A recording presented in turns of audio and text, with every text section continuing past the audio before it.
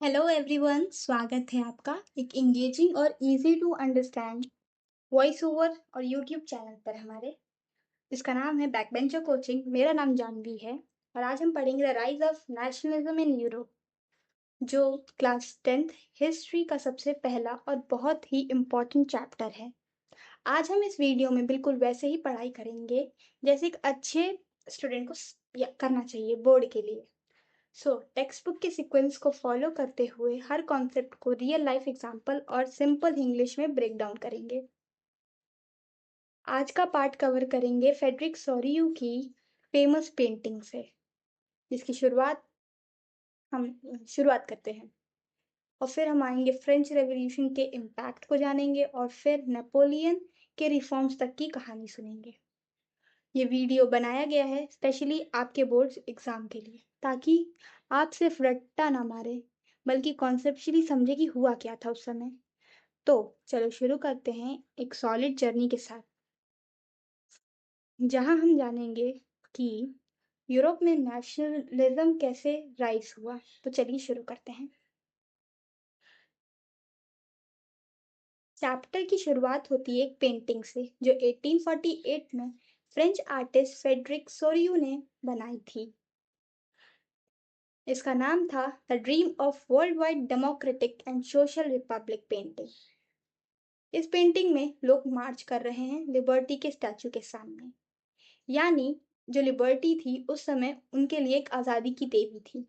उनके एक हाथ में टॉर्च है जो सिंबल ऑफ एनलाइटमेंट को बता रहा है और दूसरे में charter of the rights of man है। ग्राउंड पर टूटी हुई क्राउन्स और रॉयल सिंबल्स पड़े हैं जो बताते हैं कि मोनार्की खत्म हो चुकी है और अलग अलग देशों के लोग एक लाइन पर परेड कर रहे हैं नेशनल फ्लैग के साथ, जिनमें से सबसे आगे फ्रांस का नेशनल फ्लैग है जो ट्राई कलर में है, क्योंकि उस समय फ्रांस में ही सबसे पहले नेशनलिज्म की शुरुआत हुई थी। तो इसको इम्पोर्टेंस देने के लिए फ्रांस की जो फ्लैग है उसको सबसे आगे करा गया है इस परेड में।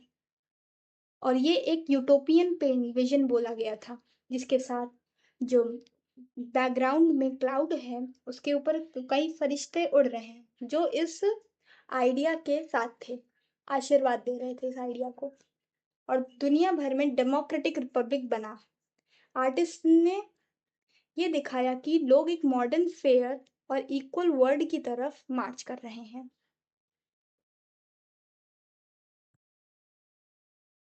जैसा कि मैंने आपको बताया था, ये एक यूटोपियन विजन था। फिर इस चैप्टर का कोर आइडिया है नेशनलिज्म पर, कि नेशन क्या होता है। नेशन एक ऐसी आइडेंटिटी है जो लोगों को उनके शेयर्ड हिस्ट्री, कल्चर, लैंग्वेज और सेक्रीफाइस के बेसिस पर जोड़ता है। Ernst Renan What Ernst Renan has said that what is nation in a lecture delivered at University of Sorbonne in 1882, the French philosopher Ernst Renan outlined his understanding of the subsequently published as a famous essay entitled Quest fee Quine Nation. What is a nation? In this essay, Renan criticized the notion suggested by others that a nation is formed by a common language, race, and religion or a territory. आंस रेनान एक French thinker थे जो कहते हैं एक nation एक past sacrifice और present unity का result होता है। A nation is a culmination of a longest past of the individual sacrifice and devotion. उन्होंने ये भी कहा है कि जो नेशनलिज्म का मतलब होता है लोगों को अपने देश के प्रति यूनिटी और प्राइड कराता है। अगले कुछ डिकेड्स में यूरोप में ऐसे ही नेशनलिज्म का राइज हुआ। The French revolution and the idea of the nation. The first clear expression of the nation, the first clear expression of the nationalism came with the French Revolution in 1789. France, as you would remember, was a full-fledged tutorial state in 1789 under the rule of absolute monarch. The political and constitutional changes that came in the wake of French Revolution led to the transfer of sovereignty from the monarchy to a body of a French citizen. 1789 में France में revolution हुआ। तब France monarchy थी, एक king rule करता था। लेकिन revolution के बाद सोवरेनिटी आने पर, यानी पावर जो राजा के पास थी वो लोगों के पास आ गई, और फ्रेंच रेवोल्यूशनरीज ने एक वर्ड और सिंबल्स बनाए, जैसे कि ला पार्त्रे एंड ला सिटोयन। ला पार्त्रे का मतलब था द फादरलैंड, एंड द ला सिटोयन का मतलब था द सिटीजन। ये इम्फेस हुआ। Notion of United United community ने किया, जो कॉन्स्टिट्यूशन के अंदर आया। और बहुत सारे नए नए सिंबल्स आए, जैसे रॉयल फ्लैग की जगह ट्राई कलर फ्लैग हो गया। नेशनल एंथम लिखी गई उस समय, ला मर्सिडीज। नेशनल हॉलीडेज और फेस्टिवल्स बनाए गए, और जो क्राइस्ट कैलेंडर था उसको हटाया गया। यूनिफॉर्म वेट्स, मेजर लॉज भी बनाए। स्कूल में फ्रेंच लैंग्वेज को कंपलसरी करा गया। इससे फ्रांस के लोगों में एक कलेक्टिव आइडेंटिटी बनी, एक नेशन के सिटीजन होने का एहसास आया। और the revolutionary further declared that it was a mission of destiny of the French nation to liberate people of the Europe from despotism. In other words, to help other people of Europe to become a nation. और कुछ revolutionaries ने इस idea को declare किया कि French nation जैसे nation बना है उस आइडिया की वजह से ही, और यूरोप के जो किंगडम्स थे उस समय, जो मोनार्की में चल रहे थे, वो भी नेशन बन सकते हैं।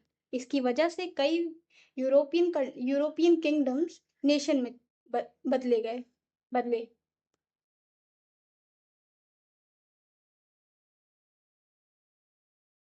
फ्रेंच रेवोल्यूशन के आइडियाज यूरोप के और सिटीज में भी पहुंचा। मिडिल क्लास स्टूडेंट्स ने जैकोबियन क्लब के साथ नेशनलिज्म को प्रमोट किया। 1790s में French army Holland, Belgium, Switzerland और इटली में गए और रेवोल्यूशन के आइडियाज को साथ ले गए। इनिशियली लोग खुश हुए, लेकिन कुछ टाइम ये जो बातें थी उसे फोर्सफुली इम्पोज होने लगा। ये जो रूल वगैरह थे उनको फोर्सफुली इम्पोज किया गया कि तुम नेशन बनाओ। फिर आते हैं Napoleon. Napoleon set introducing many of the reforms that he had already introduced in France. Napoleon ने 1804 में फ्रांस का एम्परर बन गया। डेमोक्रेसी तो उसने खत्म कर दी, लेकिन एडमिनिस्ट्रेशन में रिफॉर्म्स लाए, जैसे उसने civil code 1804, usually known as the Napoleonic code, उसने उस कोड को लागू किया, जिसमें बर्थ के बेसिस पर प्रिविलेज हटा, लॉ के सामने सब इक्वल हो गए, राइट टू प्रॉपर्टी सिक्योर हुआ। नेपोलियन ने ये रिफॉर्म्स फ्रांस के बाहर भी एक्सपोर्ट किए, जैसे शहरों में, जैसे इटली में एक्सपोर्ट किया, जर्मनी में किया, नेदरलैंड में किया। वहां से जो फेडरलिज्म चल रहा था वो हटा दिया वहां पे।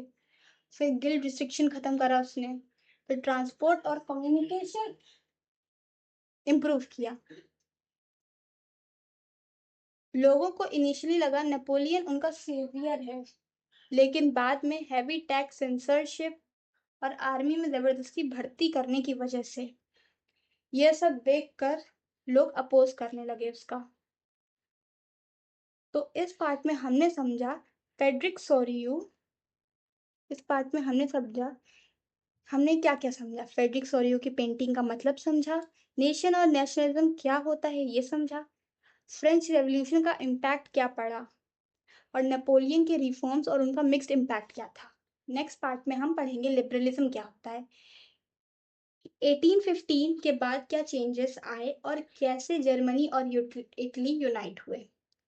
अगर आपको ये एक्सप्लेनेशन अच्छा लगा हो तो कमेंट पे ज़रूर बताइएगा, और पार्ट 2 जल्द ही आएगा, जिसमें और ज़्यादा डिटेल में बात करेंगे नेशनलिज्म के बारे में।